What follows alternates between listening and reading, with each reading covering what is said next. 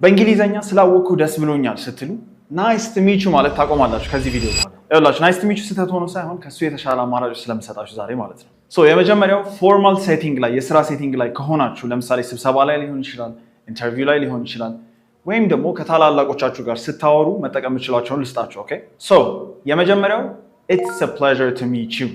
It's a pleasure to meet you. ስላወኩ ደስ ብሎኛል፣ ስላወኩሽ ደስ ብሎኛል ማለት ነው። ኦኬ it's a pleasure to meet you. It's a pleasure to meet you. It's a pleasure to meet you.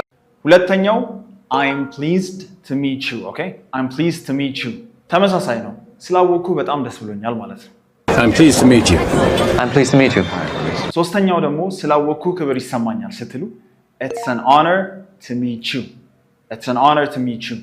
ክብር ይሰማኛል እያላችሁ ነው። It's an honor to meet you. It's an honor to meet you.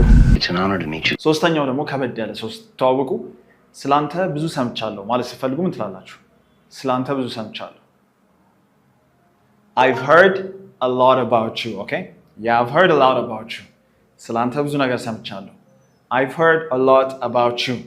I've heard a lot about you. ቀጥላችሁ ደግሞ ስለተገናኘን ወይም ስለተዋወቅን ደስ ብሎኛል ስትሉ I'm glad we met መጠቀም ትችላላችሁ።